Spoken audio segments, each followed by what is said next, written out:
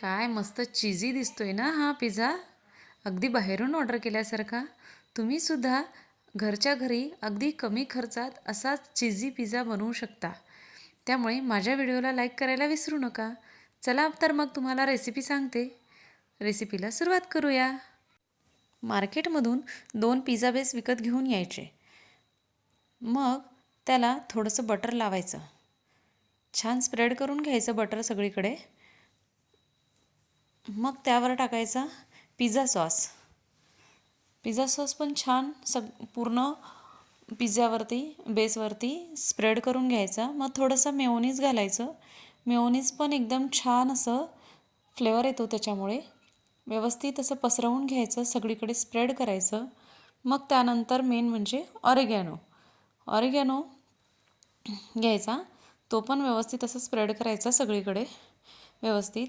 मग त्यानंतर बारीक असा लांबट चिरलेला कांदा, बारीक चिरलेला टोमॅटो आणि शिमला मिरची अशी व्यवस्थित ऑल ओव्हर पिझ्झावर स्प्रेड करून घ्यायची. व्यवस्थित अशी सजवून घ्यायची.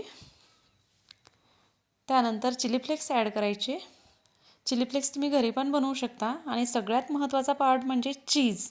असं छान असं भरभरून चीज असं त्याच्यावरती स्प्रेड करायचं त्या बेसवरती. त्यामुळे खूप चीजी बनेल असाच पिझ्झा. मी ओव्हन आधीच 20 मिनटासाठी प्रीहीट करून घेतले होते. आता पिझ्झा आपण ओव्हनमध्ये ठेवूयात.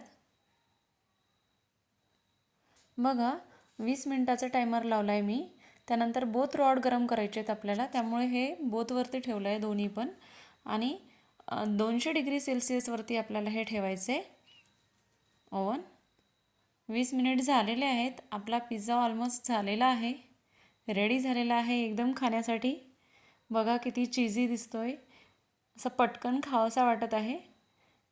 वेट पण नाही होत आहे कधी कट करून कधी खाऊ. अशाच सोप्या आणि नवनवीन रेसिपींसाठी माझ्या चॅनलला सबस्क्राईब करा, व्हिडिओजला लाईक करा आणि आवडल्या असतील रेसिपी तर कमेंट करा. थँक्यू.